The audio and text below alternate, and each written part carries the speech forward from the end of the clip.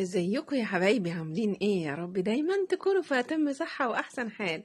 انا عبير ودي قناتي، قناة اشهى الاكلات. ويلا بينا قبل ما ندخل على وصفتنا الحلوة دي نصلي ونسلم على سيدنا محمد عليه افضل الصلاة والسلام.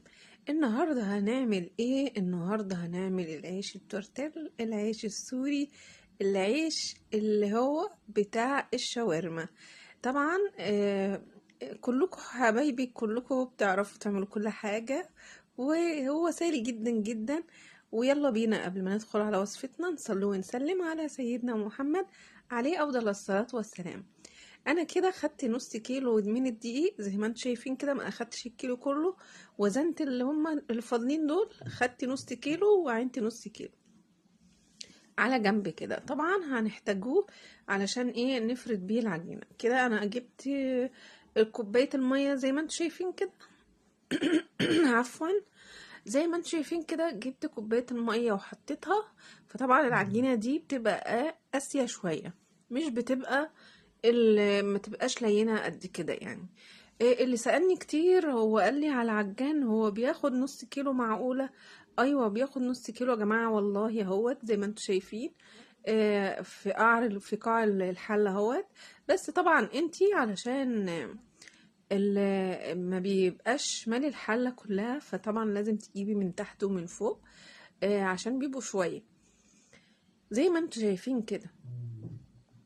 طبعا احنا مش هنكتفي بالكوباية المية بس. لا، احنا هناخده كمان ربع كوباية، يعني هيبقى العدد كله كوباية وربع من المية، على حسب الدقيق بتاعك واخده للسوائل. بس هو طبعا على حسب الدقيق زي ما انتوا شايفين كده. هو بالظبط كده خد كوباية وربع من المية اهوت زي ما انتوا شايفين بالتمام والكمال. العجينة بتتكلم عن نفسها. ايه ده يا عبير؟ دي مثلا يعني زي معلقة زيت زي ما انتوا شايفينها كده، معلقة كبيرة بس مش مليانة قوي. دي علشان يعني اسلكها كده من بعضها، رغم ان هي سايبة الحلة خالص من غير معلقة الزيت، بس عشان تديها طراوة كده حلوة. كده هي خلصت معانا. طبعا انت بتضربي فيها لمدة 5 دقايق او 10 دقايق، لان بتبقى محتاجة عجن شوية. لو على ايدك يعني هتحب يعني ايه، هتعجني فيها وتسيبي، يعني هتضيعي منها المية وتسيبيها شوية. اللي ما عندوش عجان يا جماعة عشان ما تتعبش ايده، وتسيبيها لمدة 5 دقايق او 10 دقايق وترجعي تعجني فيها تاني، هتبقى زي الفل وزي الملبن. كده هي انا عندي على حسب الطاسة اللي عندي عملت القطعة 45 جرام، على قد الايه الطاسة عندي، يعني على حسب ما انت ايه وسع الطاسة اللي عندك او وسع الصينية اللي عندك اللي هتعملي فيها. طبعا سبته كده يرتاح شوية. طبعا ما فيهوش خميرة ولا في اي حاجة خالص. كده اهوت زي ما انتوا شايفين. طبعا احنا هنفرده كده، بس بنحط كمية الدقيق يعني غزيرة شوية. معلش اسفة، سامحوني صوتي تعبان شوية، معلش. آه كده اهوت زي ما انتوا شايفين بفرد العجينة تلاتات تلاتات كده. اللي طبعا المبتدئ يا جماعة، انا عاملة العيش ده قبل كده معاكم. بس في ناس طلبته مني والله، بس زي ما يكونوا بيكسروا باين يدوروا في القناة او كده. بس انا قلت اعمله لهم تاني عادي، مش مفيش اي مشكلة. بتفرديه كده بالنشابة زي ما انتوا شايفة. اللي عنده نشابة يعمل، واللي عنده اللي هي التانية دي، الفرادة التانية دي العادي اللي هي بالايد، اللي بتمسكيها بايد واحدة دي عادي برضو. كده بتفرديه يعني لحجم معين، وبعد كده بتحطي التلاتة كلهم في سوا واحد زي ما انتوا شايفين كده. صدقوني الطريقة دي بتوفر عليكي وقت ومجهود رهيب، بجد حلوة جدا. انا عملت فيها الواحدة وعملت فيها الاتنين عشان اللي مش هيعرف يعمل التلاتة على بعضهم. بس صدقوني النتيجة بتاعت التلاتة حلوة، والنتيجة بتاعت الاتنين حلوة برضو. بس يعني الوقت انت بتخلصي التلاتات دول في ثانية، فاللي هو مش هيعرف يمشي ويسلك في التلاتة هيعمل الاتنين، مش هيعرف يعمل الاتنين يعمل الواحدة. بس بتديها يعني ما بتديهاش سمك تخين زي التلاتات مع بعض. الواحدة لوحدها بتبقى سمكها تخين شوية، مش بتبقى مفرودة قوي كده. همت انا جبت الطاسة وحطيتها على النار. طبعا يا جماعة العيش ده بيبقى عايز نار عالية، مش عايز نار هادية، لان انت بتحطيه في ثواني وبتقوم ايه، بيقوم يا دوبك مشمع كده، وتقومي شايلة من بعضه زي ما انتوا شايفين كده. طبعا بيبقوا اول طاسة كده في اي حاجة او في اي عيش او في اي حاجة بتعمليها بتبقى زي ما انتوا شايفين كده، مطلعتش ايه ظابطة يعني. دي الواحدة اللي انا عملتها لوحدها برضو، علشان لو انتي ما انتش عارفة تعملي التلاتة ببعضها بتفرديها على قد ما بتقدري وبتطلع بالنتيجة دي كده اهيت معاكي.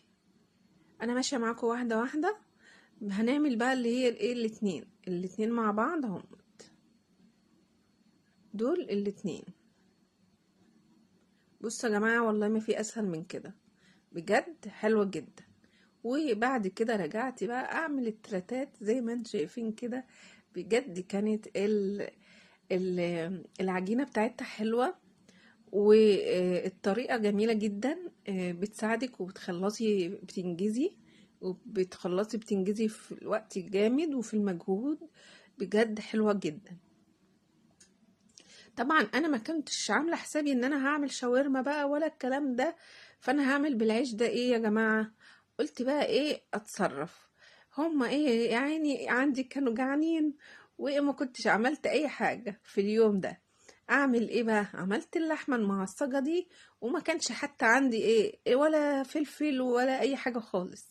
فقلت يعني هنقف على حاجة، لا. عملت البصل زي ما انتم شايفين كده، واديت له تشويحة في الزيت، وحطيت الايه اللحمة بتاعتي كده. خلاص عندك الفلفل بقى الالوان، عندك الحاجات اللي انتي عايزة تحطها لها حطها لها كده. انا حطيت التوابل بتاعتي، الفلفل والملح والايه التوابل بتاعت اللحمه كده. خلاص تمام. ايوه تمام. عملت طبعا ما ينفعش اعمل السندوتشات دي وما يكونش جنبها بطاطس يا جماعه، لا طبعا. شوفوا قد ايه العيش جميل جدا. طبعا انتي مش هتطلعيه وتحطيه في فوطه ولا الكلام ده، انتي هتحطيه في كيسه زي ما انتوا شايفين كده على طول. الشنط اللي انت بتجيبي فيها العيش، شنط السوق، شنط اي شنطة بس تكون نظيفة كده. هوت جبت التعصيجة بتاعتي وقلت اما اعملها السندوتشات دي، وقلت والله كانت جميلة جدا مع جبنة. اي جبنة عندك هتحطيها. فكده هوت سندوتشات جميلة جدا. يلا بقى تعالوا تفضلوا معايا، وما تنسونوش في لايك حلو منكم، دعموني بلايك. ويا ريت كده كل اللي يخش يحط لي اللايك يا جماعه، ما تنسونيش في اللايك ارجوكم كده. هوت انت بقى ده الحشو ده بذوقك انت وزي ما انت عايزاه. بصوا الرغيف وقع، بس احنا نعرف نعمل ايه الحاجة يعني ايه مش هتقف معانا. جبت الجريل بتاعي، الجريل كده جبته وحطيت فيه نقطة زيت، خلعت اللي هو الوش بتاعه. انا مش محتاجة في حاجة، عايزة تستعمليه رخر عادي عشان تنجزي برضو وقت، بس انا قلت كفاية ايه اوسخ واحد كده. زي ما انتم شايفين كده عملت السندوتشات فيها، دهنتها من فوق ومن تحت زيت، وعلى الأرغفة برضو زيت، علشان ايه تدي اللون الجميل ده وتبقى مدياك اللون الحلو القمر ده. ودي كانت وصفتي يا جماعة، ويا رب يكون عجبتكم وتفضلوا معانا. اللي بصوا جميلة جدا.